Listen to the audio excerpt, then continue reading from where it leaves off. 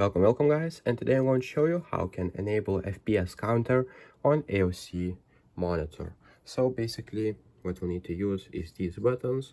The first one is turn off, second menu. These are two arrows to navigate through the menu, and the exit button right here. So basically what we need to do is press on the menu button, as you can see, like this, and use the arrows to go to the game setting. Then click on the menu button again, use your arrows again, and right here you'll see frame counter. Click on the menu button, and right here you can choose where you want to select the FPS counter, and right down, it means it will be on the right side down corner. So basically that's how you can use the FPS counter. So for now I'll turn it off and basically exit OSD setup.